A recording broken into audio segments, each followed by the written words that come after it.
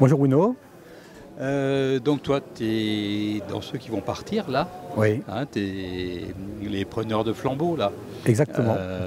puisque les autres ont Flambeau passé le matérialisé flambeau. par le collier et le coquillage. Voilà, superbe. Est-ce que tu peux nous parler un petit peu de ton passé nautique? Mon passé nautique, il a commencé très jeune, par un stage à l'UCPA, qui 2 ans, enfin en dériveur, et 2 ans après, je faisais le stage chef de bord à l'UCPA, et 5 ans après, je construisais mon premier bateau, D'accord. entièrement, un bateau de 9,50 m, avec lequel je faisais l'école de croisière, Oui. qui était un essai pour savoir si la vie à bord avec ma femme et mes enfants était quelque chose d'envisageable. C'était tout à fait envisageable puisque maintenant, donc le Maracuja sur lequel je vais partir a été mis à l'eau en 85. Ça fait donc maintenant 34 ans que je navigue et vis à bord de ce bateau. Ok. D'accord. Et navigation, j'ai fait des allers-retours sur l'Atlantique 4 ou 5 fois. Là, j'ai fait un tour du monde complet. Parce que j'ai un métier qui me permet, étant enseignant, d'avoir enseigné en Martinique, puis ensuite en Nouvelle-Calédonie. Ok. J'allais rejoindre mes postes systématiquement avec le bateau et en vivant à bord. Et en partant de Nouvelle-Calédonie, j'ai décidé de rentrer en métropole, mais en faisant les 3 caps à l'envers. Oui. Donc en partant par le Cap Lewin, remonter Cap de Bonne-Espérance, retraverser sur le Brésil, redescendre au Cap Horn Ok. et remonter Panama, etc. Et je suis en Guadeloupe là depuis 2004. Oui.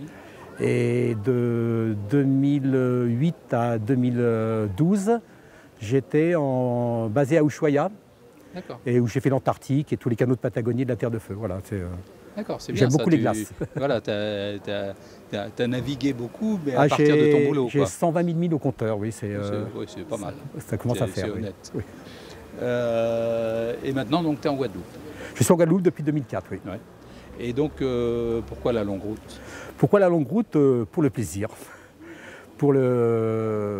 J'ai fait le voyage à l'envers avec escale, et jusqu'à présent, dans les navigations en solitaire que j'ai pu faire, c'est 6 semaines non-stop, sans rencontrer qui que ce soit. Et passer de 6 semaines à 6 mois, c'est quelque chose qui m'intéresse au niveau navigation, au niveau expérience. Voilà, une des raisons de base de cet engagement. D'accord. Et donc, Moitessier et la longue route, ça, voilà, c'est une... Ah ben, moi, Tessier, la longue route, ça a bercé ma jeunesse. Également les bouquins du Damien. En plus, j'ai eu la chance de pouvoir convoyer le Damien lorsqu'il était vendu, alors qu'il était à La Rochelle, de le ramener jusqu'à Caen, où j'étais. Oui. Donc j'ai navigué sur ce bateau mythique. Ça m'a également, après avoir lu les livres, et puis moi, Tessier, c'est une référence. Donc je pense que beaucoup des participants ont connu ça dans leur jeunesse. Bien sûr. Oui, quasiment tous. Quasiment tous.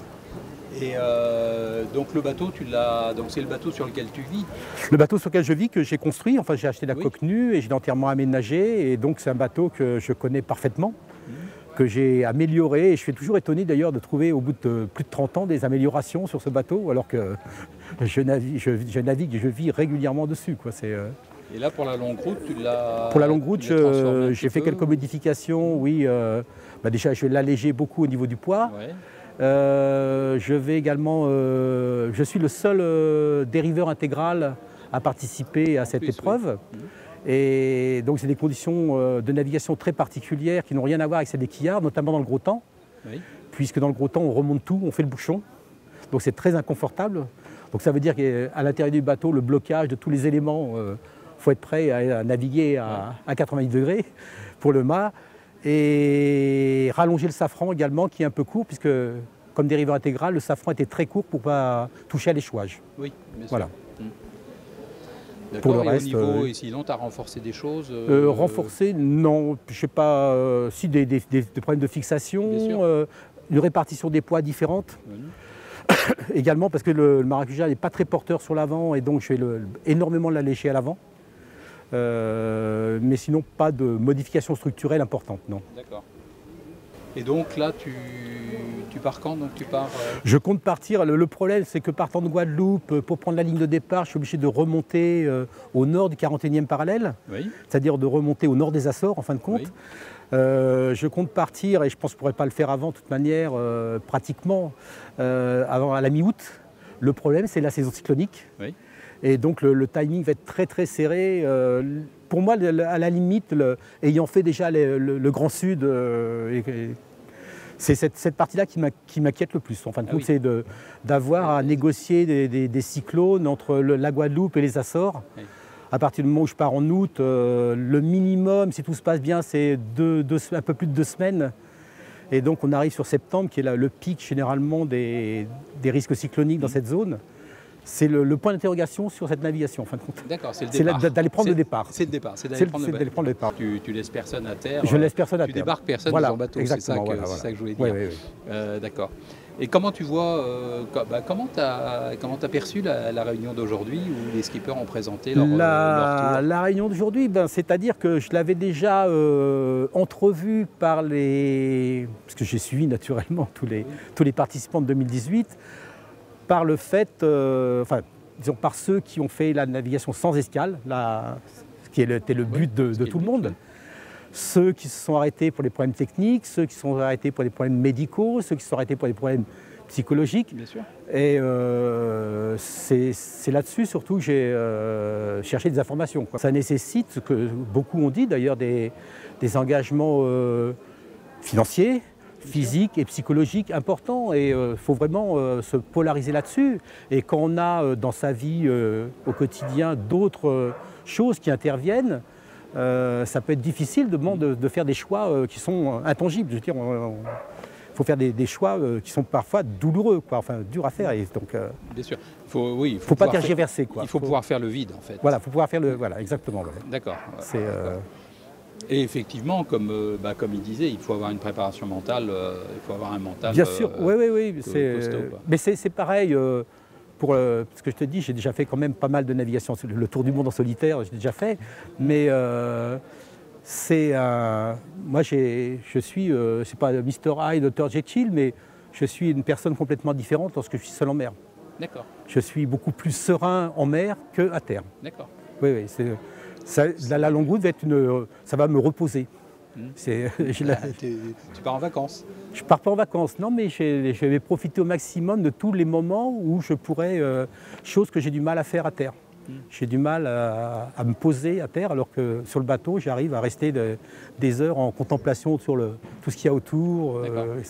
Est-ce que tu as une démarche alors, on dit spirituel, mais non, pas du tout. C'est pas spirituel, c'est par rapport aux éléments et par rapport voilà, par rapport aux éléments. Moi, j'ai un des grands amis, Guy Delage, qui a traversé l'Atlantique à la nage, etc., qui m'a un peu guidé dans mes choix techniques, là, qui lui est un mystique. Et ce que je lui ai dit, moi je ne suis pas du tout à la recherche de quelque chose. Moi je suis plutôt gaulois dans l'esprit, quoi, que mystique. Ce qui est un peu différent justement de l'esprit de Moitessier quand même. Oui, bien sûr. Qui lui était chercher qui est intérieur. Oui, je ne pratique pas le yoga, je pratique la cuisine. Moi. J'adore cuisiner, donc ça va être... Après, il y a le côté spirituel, mystique, etc. Après, tu as le côté... comment dire, communion avec les éléments, voilà, alors ça, qui a trouvé un petit peu Manu Wettkamp. Tout à fait, bien sûr. C'est quelque chose de magique et qui est difficile à transmettre parce que il y a une telle osmose qu'il n'y a même pas besoin enfin, les paroles et les images ont du mal à traduire ce qu'on peut ressentir. Et ça également, on vit dans l'empire des sens, en fin de compte. On a tous nos sens qui sont en éveil par rapport au bateau, par rapport aux conditions météo, par rapport au vent, aux animaux, oiseaux ou poissons qu'on peut avoir autour de nous, mais ça se fait sans parler. C'est des ressentis, mais c'est un côté universel, c'est vraiment un tout. On ne peut pas isoler un élément de l'autre, tant au niveau de tous les sens, que ce soit la perception manuelle, physique, oculaire, au niveau de l'audition, c'est l'empire des sens. On est dans un monde de sensations. Ouais. Oui. Voilà. D'accord. Et au niveau alors avitaillement, eau, c'est le grand point d'interrogation, puisque je t'ai dit j'ai fait beaucoup de navigation en solitaire. jamais aussi longue, parce que ma plus grande navigation en solo, c'est 6 semaines. Et de passer de 6 semaines à 6 mois, c'est le point d'interrogation. Je pense que, compte tenu des 120 000 milles que j'ai pu faire, le bateau, au niveau pratique, technique, et moi-même au niveau physique, on est prêt au départ. Le grand point d'interrogation, c'est ça, l'aspect nutritionnel, la gestion de l'approvisionnement. Ouais. Et puis ensuite la gestion de la nourriture justement au quotidien, sachant que les retours d'expérience m'ont changé un peu justement mon idée de départ, c'est-à-dire que la plupart en fin de compte n'ont pas pu récupérer d'eau de pluie. Oui. Et beaucoup sont partis sur la GGR ou sur la longue route, espérant récupérer de la pluie, en disant donc je ne fais pas les pleins, et ils ont été obligés d'arrêter pour faire de l'eau. Ouais. Dans le Poteau Noir, je ne pars plus du tout sur les mêmes bases, alors que j'étais parti sur cette base-là au départ comme eux. D'accord. Et l'expérience fait que je pense que le changement climatique est peut-être dû à ça, mais il est certain que je comptais embarquer, j'ai une capacité de 600 litres à bord. Je comptais, parce que j'aurais un désalinisateurs, je comptais embarquer 100 litres et en fin de compte, j'en ai embarqué 300. Quoi, parce que les aléas de l'approvisionnement en eau, apparemment, sont très... Mais tu as quand même un dessal. J'ai quand même un petit dessal manuel qui 5 litres à l'heure. Voilà, c'est ça, oui. Qui va me permettre de... Puisque le besoin de base, c'est 3 litres par jour. Donc, voilà. Ça fait de la gymnastique en plus. Voilà. Bien sûr. Ok, donc en approvisionnement, tu prends quoi? Alors en approvisionnement, j'ai eu la chance de connaître VDH qui a fait la GGR. Oui. Là, et donc il m'a donné beaucoup de conseils sur mes choix techniques, justement au niveau régulateur d'allure et au niveau approvisionnement, je vais calquer sur lui parce qu'il a une expérience que je n'ai pas. Et donc il est parti avec un tiers de lyophilisé, un tiers de conserve et un tiers de bocaux en verre, etc. Qui étaient parfaitement répartis dans le bateau pour justement pas avoir à déménager tout à chaque fois. Et également, lui, je vais suivre sa philosophie également, c'était 1 litre de vin par semaine. D'accord, d'accord. Voilà, c'est la base. Et donc, je compte mettre 7 mois à peu près, donc sans escale, et je vais prendre un approvisionnement pour 8 mois. Oui. Voilà. La pêche, ce sera un plus. Oui. Mais je ne compte pas sur la pêche pour me nourrir. C'est difficile d'y compter. Voilà, alors, il y en a qui ont fait, il y en a là qui racontaient qu'ils avaient fait du super pêche. Oui, non, mais c'est comme la pêche, c'est toujours comme la chasse ou les champignons. Il y a un côté aléatoire qui, sur 7 mois, ne peut pas être une base. Non, bien sûr. Donc, mais c'est vrai que Francis, sur sa descente de l'Atlantique, il a énormément pêché, donc il a à peine mangé de conserve. Non, mais il y a également le problème des sargasses pour la pêche maintenant, qui est un gros problème. Bien sûr. Parce qu'on met la ligne et 5 minutes après, c'est couvert d'algues. Après, c'est fini. Quoi. Il va falloir gérer ça aussi. Dans le sud, on ne pêche pas. Non, dans le sud, non. C'est terminé. Là. Non, c'est dans l'Atlantique. Dans l'Atlantique Nord encore, mais après, c'est terminé. Ouais. Par rapport à mon histoire de marin, pour moi, ce sera pas l'apothéose, mais le point d'orgue. Le point d'orgue, oui. Et puis, qui me donnera, ayant déjà fait l'Antarctique et les canaux de Patagonie, qui me donnera peut-être le temps et l'argent pour aller faire le passage du Nord en haut, là, avant qu'il n'y ait plus de glace du tout, qu'il en reste encore un petit peu. J'adore naviguer dans les glaces. Et là, je compte justement descendre très sud dès le départ, puisque la plupart des bateaux, en fin de compte, restent sur le 40e et plongent après la Nouvelle-Zélande pour aller au Cap Horn, qui est à 56 sud. Et parce qu'en fin de compte, faire le tour du monde, ça se résume à faire le tour de l'Antarctique. Hein. Ah bah complètement, oui. C'est VDH qui est le premier et donc le tour est beaucoup plus rapide. Plus on est bas, plus c'est rapide. Oui. Donc j'ai l'intention, ayant un bateau en aluminium en plus, si j'ai des gros icebergs, effectivement, il y a des risques, mais les gros leurres, pour l'avoir pratiqué en Antarctique, ça passe. Donc j'ai l'intention de descendre très bas, très rapidement, dès le cap de Bonne-Espérance, de plonger vraiment en dessous des Kerguelen et tout, passer à l'altitude de Kerguelen et passer très au sud de toutes les îles. Et au niveau communication? Alors au niveau communication, j'aurais pas mal de choses finalement. J'ai une BLU, j'ai une radio amateur qui me couplée à un Pactor, donc qui me permet avec Cellmail de passer des mails et de recevoir des météos quand je veux. J'aurai un Iridium classique. Et un Iridium Go également qui permet donc de charger des fichiers vidéo, des fichiers GRIB pour la météo, etc. Et d'envoyer des images et des comptes rendus. Puisque là, étant le seul concurrent à partir des Antilles, j'ai une couverture médiatique plus simple, on va dire, dans la recherche que les gens qui sont en Europe. Et donc il y a France Antilles qui va couvrir l'événement, il y a Guadeloupe Première qui va couvrir l'événement au niveau télévision. Donc il faut que je puisse leur envoyer des trucs. D'ailleurs, ils m'aident parce que le tarif de ces communications est prohibitif. Oui, vraiment, sûr, oui. Donc voilà. D'accord.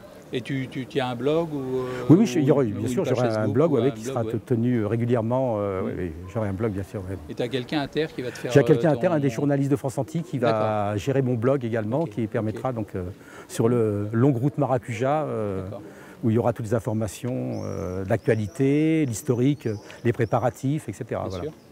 Et tu as quelqu'un qui va t'aider dans le routage à terre? Alors pour l'instant, j'ai trouvé personne. Je n'ai pas cherché non plus trop. Je comptais justement sur la rencontre avec mes collègues là aujourd'hui pour savoir s'il y en a qui avaient du routage et éventuellement justement leur demander des conseils de ce point de vue-là.